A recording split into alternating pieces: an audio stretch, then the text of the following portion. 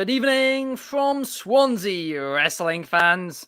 I'm your host, Ben Allison, and you are listening to Wrestling Republic's daily broadcast, your one-stop shop for pro wrestling insight, news, and reviews on a daily basis. Tomorrow night is WWE's biggest party of the summer, and today we're sure to give our SummerSlam predictions. So let me first introduce the panel for today's show. Firstly, the co-host of Wrestling Republic's daily broadcast, Clark Taylor. How are you, Clark? I'm doing well. I mean, we got one of the big four coming up this weekend. It feels like it came out of nowhere, even though it didn't. Obviously, it's been built, but I'm just excited for tomorrow, for tonight, to see what they do with the Go Home SmackDown. And let's get right into it. I mean, happy Friday. It's stoked to be here. Absolutely. And yes, it feels weird saying a pay-per-views tomorrow when it's a Friday, but I'm all for Saturday pay-per-views as they're much better for us international watchers. But talking about international watchers, we've also got Wrestling Republic's Canadian in the broadcast team with us today, Coby Galenzoski. How are you, Cobster? They're pretty good. I got, like you said, we got SummerSlam. It's a loaded card that we get to talk about here, and I'm excited. Who can't be excited for SummerSlam? We got Tribal Combat, we got Brock, we got a lot of matches to talk about, and I wouldn't have wanted to do it with anyone else in this show. Oh, dude, the Coby Maniacs are running wild. Absolutely, they are. And like you said, Coby, if you're not excited, you better check your pulse. And also joining us, we have a fellow Welshman. Well, I was technically born in England, but I've lived in Wales my entire life. But somebody who also lives in Wales with us today, David. How are you, David? Up the mighty Welsh. Hello, everybody. Very excited to talk SummerSlam today. Really feels like summer over here in Wales. It is grey outside. It is incredibly miserable, but I am not miserable in here because I get to talk about a very interesting card with some fantastic looking matches.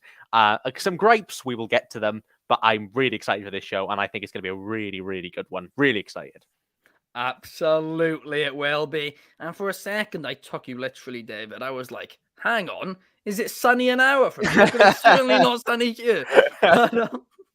But hopefully it'll be sunny in Detroit for SummerSlam tomorrow night. But now let's move on straight away to tomorrow night, and let's talk about the WWE World Heavyweight Championship match where Seth Rollins will be defending against Finn Balor. Now, this match I'm very excited for. I was very excited for it at Money in the Bank. I said at Money in the Bank, I thought it under-delivered slightly. But tomorrow night, SummerSlam, 7 years on from their first encounter, where Finn Balor, of course, won, but had an injured shoulder in the process, meaning that he lost the title as soon as he won it. Now, 7 years on, he could get his revenge tomorrow night at SummerSlam. Obviously, this story's come full circle. Me, Clark, and Drizzy talked about, our complaints about it on the show the other day. We were saying how, this storyline kind of feels like it's been in the wrong order. The Demon, if, it hadn't been ruined, would have been perfect for this match. But, we're in the position that we're in. And I'm still excited for it. I truly am. I am really hoping Finn wins tomorrow. I really, really am. Afterwards, maybe Damian Priest cashes in. I wouldn't mind that.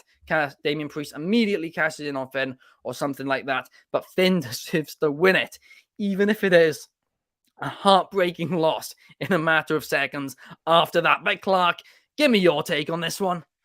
It's brutal because I think Seth, over the last few years, earned this being the inaugural World Heavyweight Champion out of the gates. And I wanted to see what he could do with the title for longer. But my heart says it's time to get the Money in the Bank storyline over with and have the cash in. So I do think it's Finn goes over, he's briefly the champion. We see the final destruction of the Judgment Day.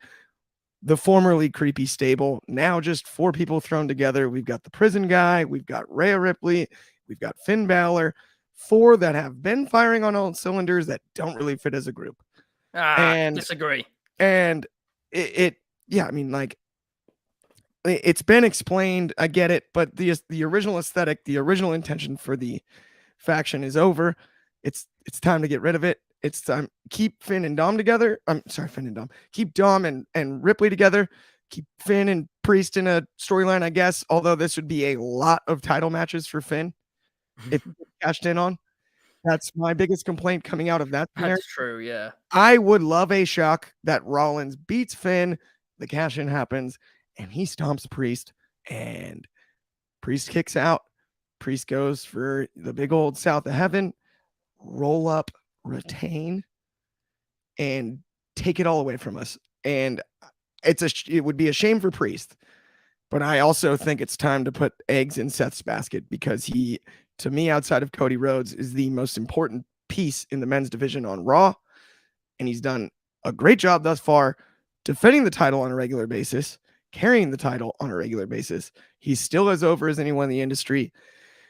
And even if he loses, there better be a path back into the title picture real quick. Yeah. No, I mean, fair enough on that one. I mean, like you said, if, we're in this situation where perhaps Seth ends up, losing the title, Finn wins it, Damian Priest cashes in, well, then we got Priest versus Balor for the title at the next show.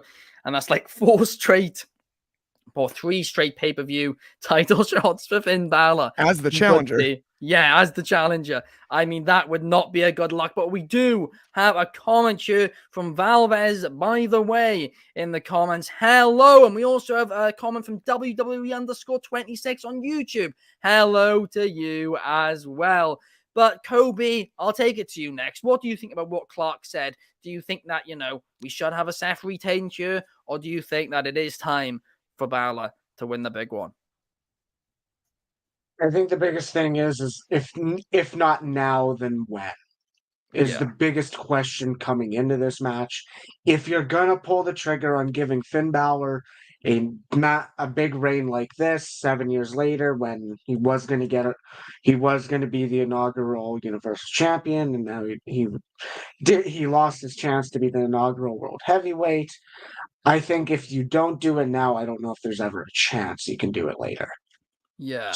But at the end of the day, I don't necessarily think that's the direction they should go. Because that's the thing, is we see Finn Balor where he is now, and now we have Damian Priest with the briefcase. Is what Seth Rollins said going to be true about, well, Finn Balor, even if you win, maybe your reign is shorter this time if Damian Priest cashes in. I could see them doing it just to make that an actual thing. But then you have to really know, okay, there has to be a plan to be put to take Finn Balor elsewhere. Yeah. Is Finn Balor going to get the win after? Is Finn Balor going to get his redemption story if you genuinely take that away again? I don't know if you do. Like, that's the direction you have to take if that's the way you go. I don't know if Damian Priest cashes in the middle of the match or after. I'd almost prefer middle of the match, because then you could probably protect one of the stars in the ring. But at the end of the day, I don't know where it goes. I don't know where Seth goes from here then. That's the other question. Is where does Seth go from here? Because you don't want to put him and Cody together, because Cody's obvious direction is going to be Roman Reigns whenever he gets Roman Reigns. If that's next Mania, if that's a Mania in 2 years, I don't know. At the end of the day, who is there for Seth Rollins on this roster? I'm not going to want to hit that. My almost concern is the fact that this match is just going to take us to Payback into a triple threat between Seth, Finn, and Priest, which that's the direction I can see it going. I wouldn't complain because it'll be a good match, but that'd be a complaint because where else can we go? Seth again. Yeah. No, I do. I'll agree with that. You made some absolutely terrific points. But even if Seth retains, it's like what you said as well. There's still no one for him. I feel bad. They're in a really difficult position because there's only so much that they can really do. Unfortunately about it. But what about you, David? You've heard Clark, you've heard Coby. Where do you stand on this? Should Rollins win or should Balor finally get the gold? Neither of them. And this is my fantasy booking. I'm gonna put my fantasy booking hat on. That's okay. The match goes a long time. We get a South of Heaven kick out, we get a stomp kick out, we get all those things. Great match. not stab the head. I'm getting ahead of myself. Balor and Seth kick out of each other's finishers. Great, marvelous. At one point, Seth Rollins hits the buckle bomb onto Finn Balor into the barricade, and Balor slumps and is injured, is being tended to by doctors. It's the repeat of the SummerSlam 2016 spot. Damian Priest comes out, cashes in, and turns it into a triple threat. It's a combination of heist of the century, Seth getting a taste of his own medicine, and also Damian Priest then beats Rollins, wins the title, and Balor is furious the next night on Raw, and Priest said, well, I wanted to keep it in Judgment Day. I couldn't risk losing. I couldn't risk it going to Seth. And you were in no state to compete anymore, so I had to. So Priest then wins the title off Rollins, because I think there's a lot of mileage in this. I know Clark thinks, I think there's a lot of mileage in this. And I think post SummerSlam, you then do the story of Priest is the champion in Judgment Day. Balor is the leader. He's not the champion. Dom is champion. Rhea's champion. Damian is champion. Finn isn't. And Finn is the leader. And Damian Priest sort of usurps Balor's authority. We're not doing the JD McDonough stuff. Clearly, he's disappeared off television. So scrap. Yeah. And I think we eventually lead to Damian Priest versus Finn Balor at Mania. Oh. And that's where Balor gets the title, because I think Priest eventually kicks Balor out of Judgment Day, and then Balor wins the Rumble. Wow. And that's where Balor finally gets that world title reign at Mania, beating Priest, who's got arrogant. And so you're really going long term with this. I'm really going long term. Because honestly, David, I know you mentioned like that. Yeah. As soon as you said that, I thought, well, wait a minute, that's Rock and Farouk with the Intercontinental title and the Nation of Domination, and just Farouk didn't have the redemption. Yeah, but you could. It's because a different scenario. That was the immediate where my mind went. It would be a real damn shame if Finn Balor loses here and then never gets that chance. Yeah. I think if you have Balor beat Priest at Mania, a newly face Balor against the top of a top division, that will build Priest up to an actual world title contention. He's not just a title holder. Seth can do anything. Seth is Seth. He can feud with the Rock. He can feud with the Rock, not the Rock, a Rock, and make it work. And also it brings Balor up to that, back up to that level. Because right now I don't think there's much mileage in World Champion Balor. Just because I don't think that's where the story is going. But I think you can get there. Maybe it's because I've been a massive Balor fan for years, and I've said this for years, that Balor has got that capability. It doesn't have to be a world champion for a year. He doesn't have to do a Roman Reigns run or anything. But give him that moment. Give him that thing that he's worked so hard for.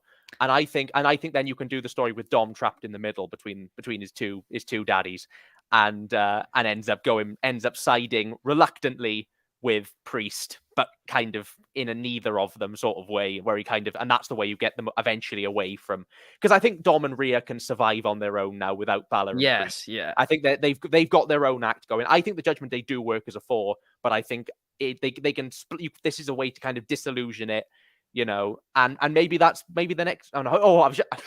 I was just about to say, I wonder if we could do an Edge versus Finn Balor feud. Forget it. They did it. No, we've done that already, and it didn't work. No, thank you. That must be the But sign.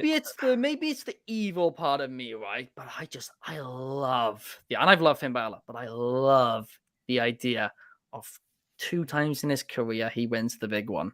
2 times in his career he loses it within 24 hours. Story. It's a great story. I just don't know.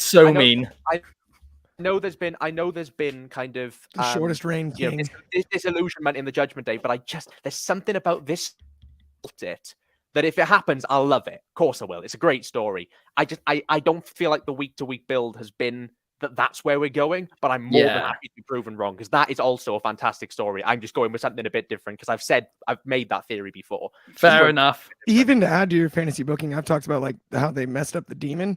That might be a way to rebuild the demon almost. It's like Finn and get Finn over as that ultimate babyface, and then finally it's the demon that beats Priest at Mania. I mean, I've got no desire to see the demon again.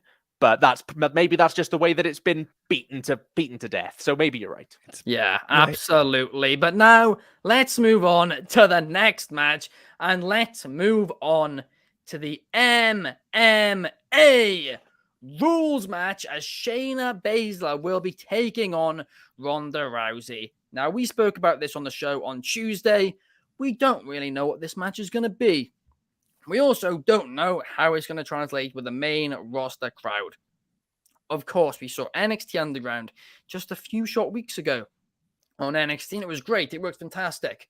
However, if you repeat that exact same MMA style of match, right, on a stadium pay-per-view with a casual crowd like we'll have tomorrow night, will it still work? Will we still get that, intense, hardcore reaction, or will it be silent and, just, not really anybody into it? Unfortunately, I fear it's going to be the latter. But let's go to our resident MMA expert here at Wrestling Republic, Clark Taylor. Your thoughts and your prediction? I'm excited to see what they do with this one. I'm going to call my shot too on the finish. I think logically speaking, you hear MMA rules and you think this is going to be a submission battle. And Yeah. I have two potential finishes either way, depending on which route you want to go. If you're putting Ronda over, I think this needs to be a grappling battle out of the gates. And then eventually Ronda hits a hip toss and spikes Shayna on her head and wins by KO. Oh. A la Jessica Andrade, who fights this weekend as well, against Rose Namajunas. Oh, okay. Slam by knockout, right? The other way. And this is the way that I would book it. If I had the pencil, as Bully Ray likes to say, if I had the pencil, this is how I would do it. Early Ronda dominates with grappling and starts to show like her resume, maybe close to an armbar. Shayna battles. I don't know if they're going to do rounds or not, but I would like to see a replay of the whole Holly Holm high kick and Ronda goes out, because no matter what they do in the beginning of that match, if that moment happens again with a WWE main roster crowd and its lights go out in Georgia and she just is flatlined with a big old high kick, the crowd will go ballistic. And I think that could make this match in a way that other finishes would not so much. A tap to a Kimura, a tap to an armbar, a tap to a leg lock. No, a left high kick right on Ronda's chin, just like Holly Holm. And then it's maybe even if the referee has to dive in and push Shayna away because Ronda's out, if she can sell it properly, oh man, would I love to see that. And that's the way we can come back tomorrow and I'll go, you know what? It was better than I expected. Yeah, no, fair enough. I mean, truthfully though, Clark, right? Do you think that finish would translate to the casual wrestling fan in a stadium like I that? don't think it would translate in the sense that they would recognize that it's the same thing that happened in the home fight. I think because of the way that Ronda is perceived with the main roster audience, seeing a knockout like that, something you don't normally see in a wrestling match, right? Like you'll see a super kick sell and then they get back up. Yeah. A roundhouse kick on the chin and then ball game.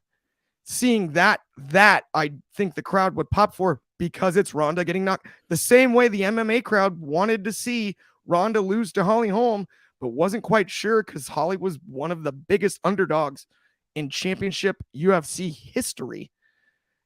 When she landed that high kick, the crowd went nuts. This is similar. I don't know that the entire crowd is behind Baszler as much as they're against Ronda, similarly to the Holm situation. But that situation made Holly's career. Yeah. And similarly, I think they can accomplish that with a spot like that with Shayna tonight. If Shayna will endear herself to the audience, if she puts Ronda's lights out, if she gets her in a wrist lock or gets her in a submission, I don't know that necessarily translates to the audience. And that's where I can definitely see us running into trouble. But if she lands a big knockout on Ronda Rousey, the crowd will not be disappointed. Absolutely. No, I do agree with you there. I mean, I do slightly worry about the possibility of wrestling fans being like, oh, a kick, that's it. Rather than, I mean, it could go two ways. Like you said, it could be, oh, a kick, that's it. Oh, yes. Or it could be, oh, it's a kick, that's it. I mean, that's the difficulty. And that, again, it depends on the sell. I think the image of the way that she was so flattened against Holm, and that's what I'm picturing. If she can recreate that in any way, where it was just boom, like she went out as I mean, remember she tried to when they were attending to her, they got the medical team around her. She actually tried to single leg the referee because she was confused as she came to gosh. after the Holly Holm knockout. Yeah, I didn't even know that. That's yeah, mental. she tried to hit a single leg on Herb Dean. But I never knew that. That is crazy. Yeah, she was out. Attempting a single leg on Herb Dean. That's mental. We've got a comment here from Haseen Terrell on YouTube saying, "Hi there, guys. Hello to you, Haseen. Welcome to the show." But very quickly, I actually want to give you our predictions from the entire Wrestling Republic team, right? Because we do this little thing where we do a survey for pay-per-views, right, and then work out a percentage of the chance of somebody winning by percentage based on our predictions. And we have Shayna Baszler winning at 87.5%. So Shayna Baszler is the heavy favorite for us. But when it comes to Seth versus Finn, well, that's when it gets interesting because it's a 50-50 split. Wow. Shoot Wrestling Republic, 50-50 odds on both Seth Rollins and Finn Balor. Ooh, crazy stuff. Certainly very, very interesting heading into that big world championship fight tomorrow. But let's talk now about the SummerSlam Battle Royale, the Slim Jim Battle Royale, the match which WWE have thrown on the card, which I'm a fan of it because it gets the likes of Shinsuke Nakamura, Sheamus, Ciampa, LA Knight, Chad Gable, Otis, all on the card, right? But it also gets them a lot of money. This means that, they can make sure they don't have to release performers, stuff like that. Well, you'd like to hope so anyway. I'm a big fan of this, but David, what are your thoughts and who do you think will win the Battle Royale? Well, I mean, for starters, if I talk about the match itself, I liked it when it was announced. I liked it less when Trish versus Becky was announced to be on Raw. I liked it less when Rhea versus Raquel has been pushed off until Raquel is cleared. Whether or not that's legit or not, I don't know. But I this feels like of all the matches on the card, this is the one you could have put on the pre-show. Sponsors wouldn't have it though. That's the only thing. It wouldn't exist. Book the blinking match, then just book an angle, book a Slim Jim angle. Just have, I don't know, something. Just don't because this to me feels disrespectful to Trish, particularly to Trish and Becky because they've worked so hard for 4 months. And instead, we have a battle royal with nothing on the line. Nothing has been announced to be on the line for this. It's bragging rights. Going back to 2010, this is no Raw versus SmackDown anymore. LA Knight is winning. I will be amazed if he doesn't. It feels like the only reason it's been booked is so that, LA Knight doesn't seem to be getting much of a big break on television right now. He's incredibly over, but they're not doing anything with him. So this feels like a nice way to kind of placate the fans for a short while they figure out something for him to do by giving him essentially a meaningless win in a battle royal. Outside of him, Gable, maybe with the amazing stuff he did with Gunther on Raw is a potential backup option if I had to pick somebody else. But I don't know why you book this beyond sponsorship branding. I don't get why you book this. Like, if LA Knight is not winning, especially don't put him in it if he's not going to win it because if he loses, he lost the Andre the Giant Memorial Battle Royal and everyone booed heavily. If he loses again, they're going to boo even louder. Yeah, you are right. And we're going to it's going to be really obvious that we're Zack Rydering him. So please, WWE, if this match has to happen, give it to LA Knight. Yeah. Yeah. Clark throws me off every time on these podcasts. Can't help myself. I want LA Knight to get buried just so you don't have to hear these chants of Clark on the podcast, right? But in all seriousness, I don't hate this match purely because you're gonna hate me for the match, which I think shouldn't be on the card. I'll say later on, but it's a company needs to earn money. And they make so much money. But that's true. But it's still they're trying to sell. I mean, I'm really sorry to break it to you guys, but if you guys think there's too much sponsorship now, wait until Endeavor buy the company. Trust me. There's not enough. I won't mind it so much. If Slim Jim don't get heavily involved. But we've seen the Pizza Hut Battle Royale from Survivor Series. We've seen the Mountain Dew Pitch Black match. We've seen the Cinnamon Toast Crunch mascot. We've seen all of those things. Like I'm burnt. I'm fully expecting there to be somebody. I don't know. Have who's been booked for this? So it's Have those Yeah. names are Shinsuke listed, Nakamura, yeah. have Shinsuke Nakamura come out dressed as a Slim Jim? Would it surprise me? Would it surprise me? Would it be surprise me to have Otis snap into a Slim Well, Jim yeah. halfway through the match and go, you know, would it surprise me? I clipped, by the way, I clipped the Bray Wyatt clip a few weeks ago of me going, that's the next Yeah. one now, is me doing Otis going, I'm going to put together a nice little musical interlude of all my silly noises. Yeah, Oh, I think gosh. yeah. Oh, yeah, we don't have enough time. We're moving on to the next topic before you throw me off with any more yes. And we're moving Yeah, I on got you, now yeah. to the social media megastar, the Maverick, Logan Paul, who will be taking on Ricochet in a match where WWE are hoping for a viral moment. This match is going to be fun. I understand why this is on the card, because obviously it's going to bring in some of Logan Paul's fans. Understandable. I'm not going to criticize that in any way. But yeah, I'm excited for this match. It should be a fun thing, but there's not too much, it's not like there's a huge story here. They built it up fairly well. They've, of course, the little dig that Logan Paul did to Savannah, what's her name? Samantha, that's it. I knew it was SA, and I was like, I cannot remember her name. Samantha Irvine, that's right. And yeah, this week, of course, when Logan, did a little dig at her.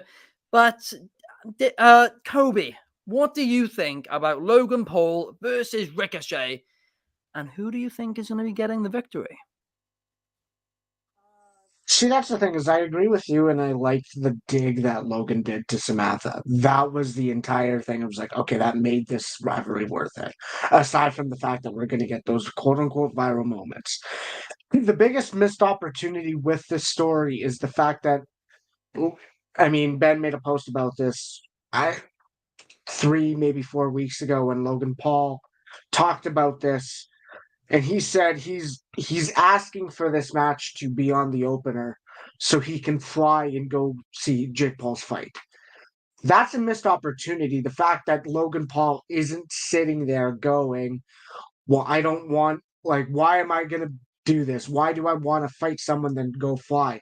You have that missed opportunity to quote unquote co-promote that fight, but also get heat on Logan that he doesn't care about the WWE. He'd rather go see a boxing fight. I think that's a missed opportunity, but the biggest thing I'm seeing coming out of this match is that Logan Paul needs a win. Logan Paul won last year at SummerSlam, and he's taken big losses with Roman Reigns, Seth Rollins, and then the Money in the Bank. Yes, the Money in the Bank doesn't have a lot of weight. Same with the Rumble that he was also in. But at the end of the day, Logan Paul's in such a position where it's like, okay, yes, you're an attraction. Yes, you need to be booked good, but you also need to get some wins.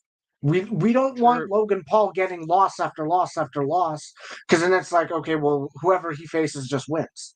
That's a good point. If there's anyone that's going to face Logan Paul in a match or in any feud or rivalry, whatever you want to say it, if there's anyone that isn't going to get hurt, in this case, it's Ricochet. Ricochet's not going to get hurt. He's not going to fall down the card. Sami Zayn took the loss to Knoxville and then had the year of his career. Is that the case this year? I don't think so. I don't know where Ricochet's peak is. I don't think he's a main event talent. I think he is a hell of a talent, but I don't think he's going to get hindered, similar to how the Miz didn't get hindered last year either. Yeah. No, that's a fantastic point, Coby. You are right. Logan, Mr. LP, cannot take another loss right now. Too early for him to take yet another one. He's taken a few lately. And yeah, like you said, Ricochet will be fine. What's tickled you, Clark? You can't double Coby right after we stopped the thing. You led with and then him again. This is the thing. I say all the time. Into the lexicon, and LA Knight's ruined it for me. He's ruined it. Usher and LA Knight. I'm going to start a Barry LA Knight campaign.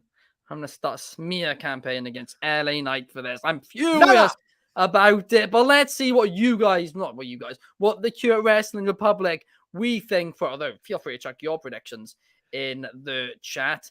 But we have Logan Paul winning, 81% chance of that, when then 19% chance of Ricochet winning. So Logan Paul is clearly the favorite Cure Wrestling Republic. We've got a comment here from WWE_26 saying, is Grayson Waller having his show at SummerSlam? Currently, it's not been announced, but who knows? Maybe they'll add it as a surprise. I wouldn't rule that out. Although currently there's 8 matches with only 3.5 hours currently scheduled. So it would surprise me. But again, who knows? I would not hate it if we do see it. And, if we had a legend show up, I'd quite like that. I'd enjoy that one for sure. But now let's go back to the predictions and let's talk about Brock Lesnar facing off against the man of the moment, the man who had a documentary released earlier this week, the man who we've talked about at length on the show this week, Mr. Cody Rhodes. As yes, they'll be having their final match, Lesnar versus Rhodes 3. They're tied at 1-1. And I'm interested in this one. I really am. I'm excited for it. I'm really hoping, I said it on the show the other day, I'm hoping that Cody gets the victory and then Lesnar kind of puts him over and says, the next night on Raw, I gave Bully Ray a shout out for it the other day. I'll do it again. Shout to him on Busted Open Radio. This came from him, where he said, Brock Lesnar should put Cody over before Mania. Well, I think it should happen even maybe a bit earlier than that. Maybe as early as this Monday on Raw. Have Cody come out after beating Brock. Have Brock come out, and Brock goes, the reason I attacked you was very simple. Because you're not ready for Roman yet. But now you're one step closer. But Clark, I'm going to go to you because you've been a critic of this storyline at times. You praise this storyline at times. You like both of these guys. So are you positive heading into this one? I love everything you said. We've talked about the way that this was built in the Bully Ray storyline. Shout out Bully Ray. That was brilliant. As usual, mind you. I'm very excited about this match, but I also think it's the highest pressure match of the night in the sense that this absolutely has to deliver. And I love Brock Lesnar. I'm the biggest Brock fan, but he needs to put the time into this one. And I mean that, and this needs to look like it could go either way during the match itself. That's the way you put the real cap on the story. And then if we want the bonus points, the extra credit, with Brock putting Cody over, then it works. It doesn't land as well if this ends up being an underwhelming match. If we come out of this underwhelmed, that's not good. And there's a lot of pressure on this one. Do I think that Brock Lesnar and Cody Rhodes can deliver? Of course, it's Brock Lesnar and Cody Rhodes. Who else on the roster would you buy more stock in than those two besides maybe Roman and Seth? Right? Yeah. On the men's side, realistically speaking. So do I think they can and will? Yes. But it is the highest pressure spot of the night, I think, because it really must deliver to keep this momentum going. Yes, I do agree with you there. There's a lot of pressure on them, but if there's two guys who are good under pressure, that's Brock Lesnar and Cody Rhodes. So I'm hoping we will be fine. We've got Rick Taylor. Shout out Rick Taylor here in the comments, and he's saying Cody Taylor Rhodes has to win after the documentary. See, the Taylor family, right, has gone from hating Cody Rhodes to inviting him into the family within a week. Exactly. And it's ironic because I think we've gone the opposite way because I'm completely fed up with this story and wanted to go away. And it's just because I think we've seen we've had no development in this for 3 months. I thought the last match they had was rubbish. I thought the match they had before that was fine. It was all right. The last match they had I thought was really bad. And I get that. I like the argument, the Bully Ray argument. It's cool, but like at the end of the day, I have watched the exact same Cody Rhodes promo for 3 months, and I have watched the exact same brawl. And what did you want to talk about, David? And okay. I want this match to be great because I love Cody and I love Brock, but I just really want him to please move on now because I actually think this storyline has cooled Cody Rhodes. I don't think it's made him hotter. Oh wow! I think I think this storyline, whereas Roman's bloodline stuff has made him elevated. If we want to do Cody Roman again, I think that's made Roman feel bigger. I think this has made Cody feel like a little bit stale. And I Fair love enough. Cody. I say this with all the love in the world to the man, and I think he's amazing. It's just this storyline I has made me less interested in Cody than it probably should have. Fair enough, honestly. I mean, yeah, you and Clark have basically switched over. I mean, I personally, apart from this week, I didn't like the segment this week, but the segments the last 3 weeks before that I did really like between Cody and Brock. But I will agree with you. The first match I thought was fine, bit disappointed, but okay. Second match, I hated it. I really, really did. The entire cast situation, it was bad. We'll all agree on that, I think. But another thing we all agree on is Cody Rhodes winning tomorrow, because we have Cody Rhodes at a 100% chance of winning against Brock Lesnar. That's crazy. If we're wrong, that's a bit embarrassing. That is a bit embarrassing to us. And we've got Rick Taylor saying new guy David did not watch the documentary. I didn't, because it's not out in the UK. As far as I'm aware, it's not out in the UK, so I can't see it yet. It no matter is how on- many it I watch. Just don't Yeah, tell Dad, it's Ignacio not that. his fault. It's not his fault, Dad. Just, When it just comes don't to tell when it comes- Ignacio this. It's an availability when issue. it comes to Sky, I shall watch it. I shall watch it when it comes to Sky. Absolutely. But let's now move on and let's talk about something which I imagine you're very excited to talk about, David, and that is Gunther defending the WWE Intercontinental Championship against Drew McIntyre. I'm going to say two things about this match. Firstly, I don't think it should be on the card because I think Becky Trish should be there instead. Oh, big shocker, I know. I'm a huge, huge fan of both these guys. I really, really am. But there needed to be another women's match on this card, I think. They couldn't have added any more matches to it without taking one out. The Slim Jim, that's such a big sponsored deal. That could mean, wrestlers could, a couple wrestlers could get a pay increase, something like that. I'm not going to tell them to get rid of, a sponsored match. But they needed to take a match off of this, and this is the only, one I could really see them being able to take off. But it's obviously on the card, and I'm excited for it. I really am. My only fear is that Drew McIntyre is winning. I love Drew, really, really do, but Gunther needs to become a record-breaking Intercontinental Champion. But David, the biggest Gunther guy here at Wrestling Republic, and I never thought somebody would top me for that.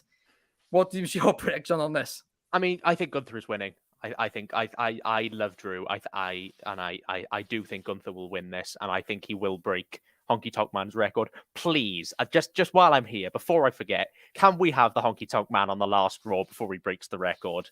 Like, do an open challenge and have Honky come out and lose in one move or something like that. I just want to see him do something, anything. I just think it's funny.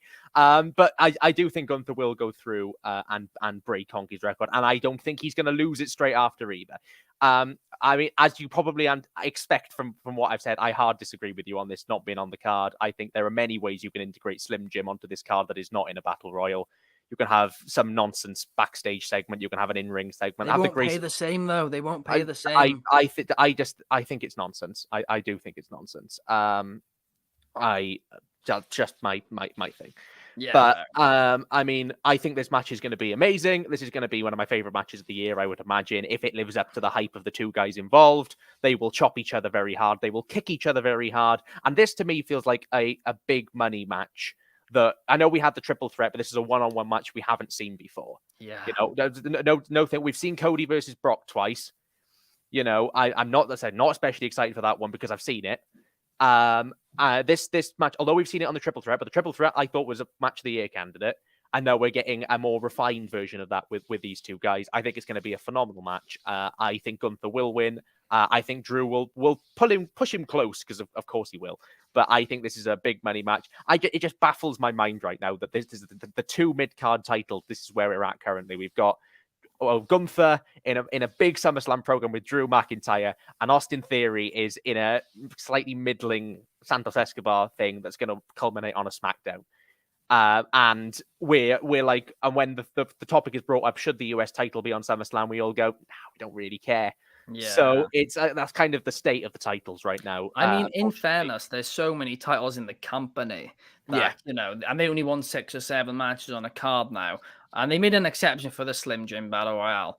But it's a difficult one, isn't it? And that's the only reason why I was like, well, maybe you don't and you just put this on Raw. Just to be clear, though, I think this could be match of the night. I really, really do. I think it completely deserves to be on the card. It's just...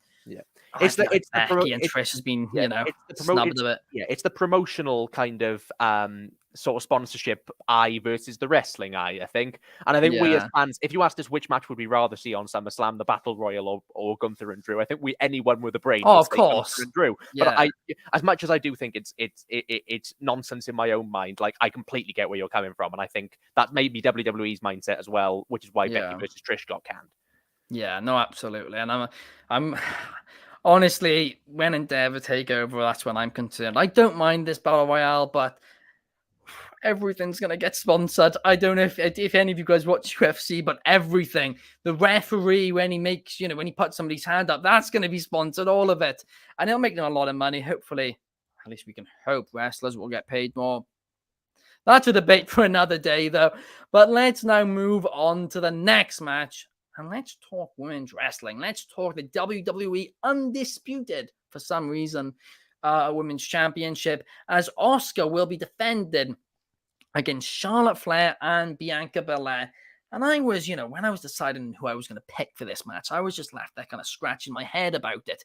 I was like, well, I don't really know. But I've made the decision that I believe Asuka is going to win, because I think they're going to do a tag team run with Charlotte Flair and Bianca Belair. I think they're going to get a rematch against Chelsea Green and Sonya Deville, as I like to call them, the Karens of WWE, because of course they beat the tag team champions. So they therefore have earned a championship shot, at least in my eyes. I of course think that they'll end up, blowing up and they'll have a singles feud, but I don't think the title needs to be involved for that. Asuka deserves to have a longer reign as champion. She was waiting for a long, long time to get the title back once again. Now she is the champion, and I think she should keep it. But Coby, do you agree with me? I think that's the biggest thing, is that, to me, I don't know where this goes, but this is the program between Charlotte Flair and Bianca Belair, with Asuka being the supporting champion and supporting character. It's the fact of the matter is that is the direction they're going. We're not necessarily seeing a lot of Asuka, which is good, because you don't want to overexpose Asuka because of her language barrier, not the best speaking English. It's hard to get a lot of people invested. The character of Asuka is that she's an ass kicker. That's the end all be all. I do want to clarify it. The title design has it was a joke. It says Undisputed on the title. Women's Championship. At the end of the day, I don't know where this goes. I could see this going to either Charlotte or Bianca, just to put it so they can continue those two. But at the end of the day, where does Asuka go other than a cash-in, or other than a feud with Io Sky? I said this a few weeks ago. I would have put Bayley in this match so you can have Bayley take the fall, because none of these women should take the loss.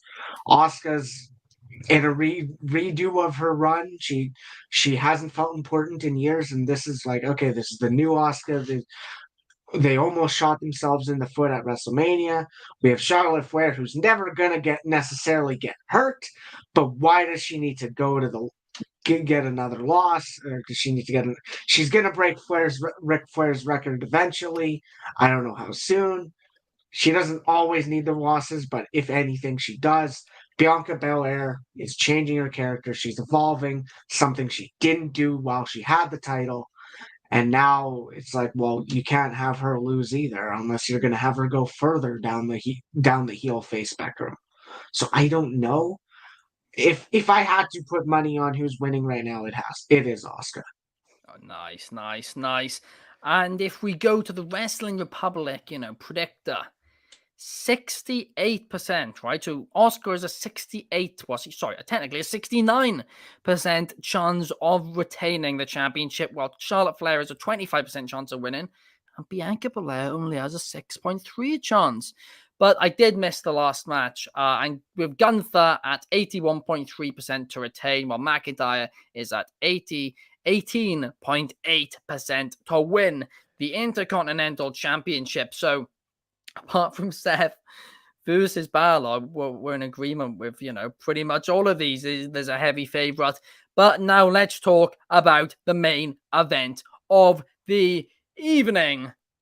And this is going to be a good one, because Roman Reigns, the tribal chief, will not only be putting his championship gold, his WWE Universal Championship gold on the line, but he'll also be putting the tribal chief name on the line, as Jey Uso will be taking on Roman Reigns in tribal combat. And this is going to be a banger of a match. I'm excited for this one. I really, really am. I just don't see Jey winning, though. I really don't. And to go to our predictions here, we'll pretty much all agree Roman Reigns has a 94% chance of winning. Yeah, it's been a fantastic storyline, and I think it's going to be a fantastic match. But the real talking point of this match is, well, what's a tribal combat match? From what they've told us, it seems to basically be, anything goes. That's what it is. And I'm sure that'll be fun.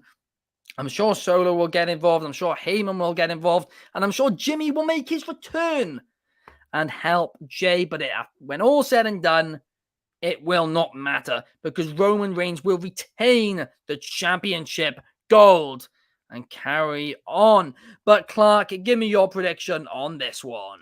It's Roman Reigns with the win, but I think if I was booking it myself, he's got to have an ace up his sleeve. And what if that ace was Jimmy? What if he flipped Jimmy back when he was away and Jimmy kicks Jey in the mouth? And all of a sudden, Jey's the outcast. Only Jey. The team's been reformed. That slime bag breaks all the rules of tribal combat, stays the chief, and buries Jey Uso for the time being. I wouldn't hate it. That's all I'm saying. Fair enough. I mean, I feel like a lot of people would complain about that, but potentially that's a route you could go down, and you can do Jey versus Jimmy. Potentially. What about you, though, Coby? Would you like to see that happen? At the end of the day, I would like to see it happen if you can make it make sense. I'd like to see anything if you can make it make sense. If you can get me invested, I'm not going to complain about anything. Obviously, I like what I like. At the end of the day, that to me that sounds like a Vince McMahon saying, "Hey, we gotta have a swerve in this match," and it's a swerve for the sake of a swerve. I assume they could make sense of it later. Obviously, they could. They have all the writers and all the resources needed to make it compelling. The biggest thing to me, which I don't necessarily think it's a massive fear, but it is a fear, is that this is too overbooked, because we have so many factors. It's Roman versus Jimmy, but we have the factors: Paul Heyman, Solo Sikoa, Jimmy Uso's got to show up at some point. Do we have someone else? Do we have some form of elders appearing? I don't want this to be too overbooked. And I said this a few months ago when it was the Bad Bunny versus Damian Priest San Juan street fight. I thought that was a very well done, because it was good. And then there was one moment where there was a lot of run-ins. I don't want this to go at 20 minutes and then there's going to be 25 minutes of run-ins, because I could see this match going very long, but also having a route of a portion of this match that is just run-in city, and this is just going to be over and convoluted. I don't know where it goes. I don't know where it. I am excited to how this goes. I do believe there is still that concern of they haven't necessarily sold me on the idea of what tribal combat is. Like you said, tribal combat's, and to our knowledge, it's a no holds barred match. It's an Extreme Rules match. It's a street fight. I don't know. Is this going to have a 10 count? I'd almost prefer this day to announce that this has some form of 10 count. I don't know. Maybe it's a version of, oh, you got to pin your opponent, then they get a 10 count. I think they've called it, other companies have called it a Texas death match. I don't know where this goes. That's the best part of it. But I don't want this to be too convoluted or too messy. I don't want this to be good for 20 minutes and then it's like, oh, this guy showed up. And then a few minutes later, oh, and here's this guy. I don't want this to get that predictable, if that makes Fair sense. enough. That makes a lot of sense. I agree with a lot of it as well. Just like I agreed a few months ago when you talking about that Bad Bunny match, about, you know, the run-ins and there not being that many and how it was done well then. So yeah, I pretty much agree with you on that one, Coby. The only thing I disagree with is that I'm not too happy about the fact they haven't said what the rules are. I think they should have said it ahead of time, and I wish that it was a bit unique. Like you said, perhaps do something where they've got to be down for 10, pin them and then down for 10 or something like that. I would have loved that. Just something unique. I mean, I said it a long time ago. I'd have loved it to be a cage, but it's obviously not that now, and they're doing something different, and I've got no issue with that. But just please explain it at least. But David, what about you? Heading into the main event match, give me your thoughts. Well, I'm going to start off by saying that Coby stole my thing, because I was going to start with it's a no disqualification, no holds extreme street rules match, because they're all the same. From the sounds of it, it just sounds like another no DQ stipulation, which is, if that is what it is, that is a massive missed opportunity for a story this good. Yeah. Like I envisioned it when they said tribal combat. I immediately envisioned it as I don't know if anybody on the chat or in the anyone here watching has seen the film Black Panther, but I immediately envisioned it as the fight for the powers over the waterfall. Where it's just two people, two blood members scrapping over a title. And I mean, my pitch for it on the Daily a few weeks ago was a no ropes kind of disqualifications enforced, countouts enforced, kind of, as many members of the family as they can get surrounding the ring, and it be like a thing of respect. They seem to have undermined a lot of that immediately anyway, with the 1 week Solo was being held back, the next he was attacking him. There doesn't seem to have been a lot of consistency in the actual rules around tribal combat, and it wouldn't surprise me if they themselves don't know what tribal combat is and they've just said it and are now trying to piece together some rules before the day of the show. I will say though, outside of that, I've loved the build for this. Like the Roman and the actual promos that Roman and Jay have had have been fantastic, because Jay is so good and Roman is so good and Heyman is so good. Now, they're all so good, and I love the segments week to week. I just fear what it's building to might not be. It's going to be a phenomenal match. Of course it is. You'd be a fool to think otherwise. The talent level here. Yes. But I think the build in terms of the rules and the match stipulation is a missed opportunity to do something different. With that said, it may just be bad explaining on television, and it could be a really cool, really interesting environment. I agree with Clark in the extent that Roman is going to win, but I think that Roman is going to win. I think Jay should win, but he's not going to. I went with Roman on the predictions, even though I want all in my heart for Jay to win. Yeah. He's been my pick for a year before Cody. He was my pick. But generally, I think this match is gonna be great. I really do not want to see Jimmy turn. It's the last thing I want to see in this feud, because then we go backwards. We we're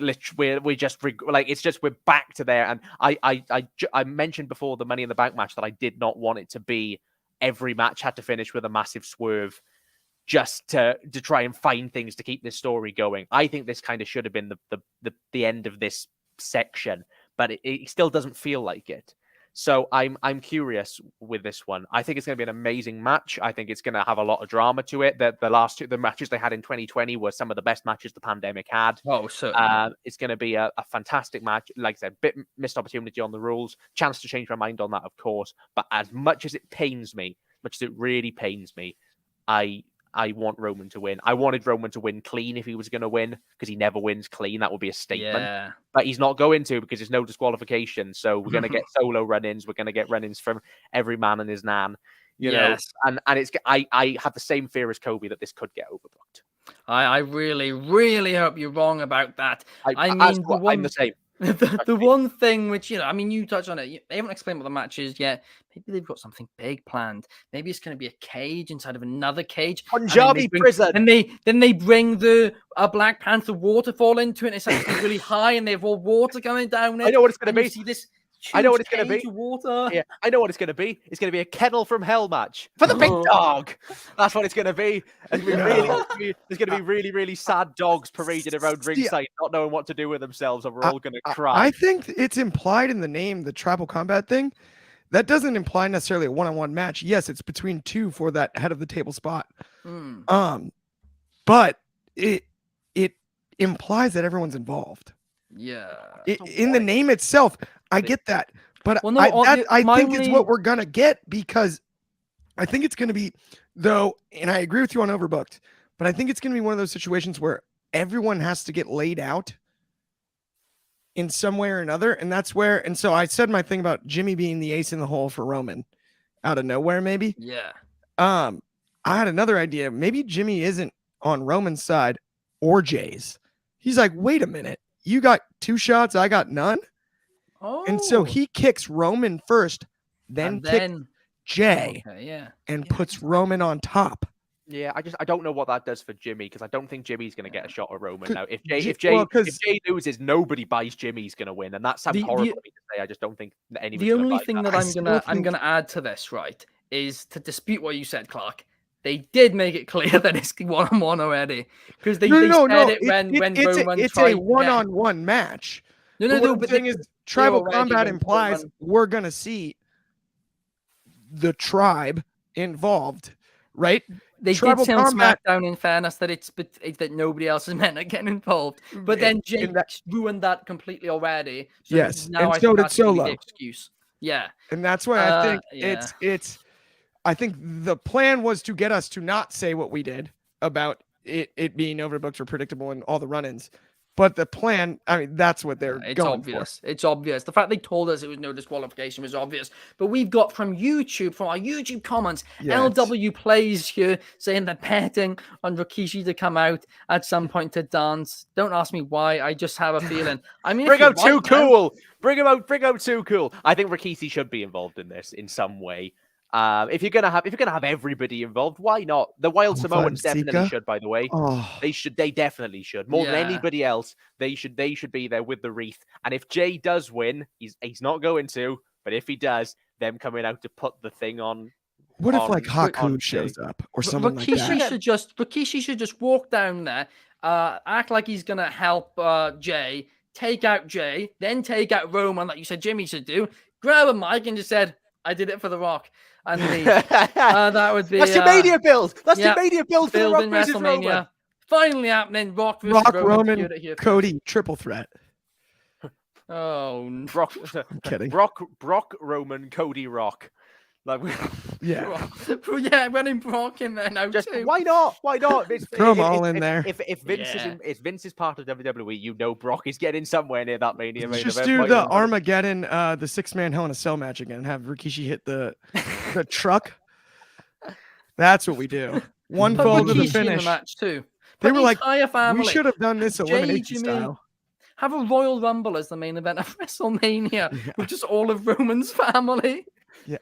Here is his distant cousin, and somehow there's still a wrestler. Yeah, we got to sign Hikuleo too. They were champion in MLW. I mean, that's the family. They literally all of them are in He's a 6-month-old baby. Hey, Nia Jackson had the men's Rumble before. That's on the table too. Oh, it's absolutely brilliant. It truly is. There's so much they could do with this. I wish more of the family were free agents. And there would have been so much of a chance to just get so many people involved in this storyline. And for it to just be hilarious, but also would make Roman actually look better. The fact that he's the leader of all of these people, it would make him feel extremely important. And the head of the table to see him a lot more than just him being the head of the table to the Usos, Solo Sikoa, and the Wise Man. But don't forget, Ben, like Kingdom says, there's more than one royal family in wrestling. I mean, He's become a Cody. He's gone from a Cody Rhodes hater to a Cody Rhodes mark within a week. might But as well- anyway, there we're is all the- marks here, and we'll be a mark, well, hopefully, for SummerSlam tomorrow. Thank you guys for watching. We hope you guys enjoyed the show. If you did, please hit a like on YouTube. Subscribe on YouTube. If you're over on Spotify as an audio-only listener, please give us a 5-star, cheeky 5-star review. If you're on Twitch, a follow really helps us. We're brand new on there. And if you're on Twitter, well, a cheeky retweet doesn't hurt at all. But thank you guys so much for watching. Thank you to Clark, David, and Coby for joining me here today. We'll be back here tomorrow, the same time, to give you our thoughts on SmackDown. We'll see you guys then. And let's hope SmackDown's a banger.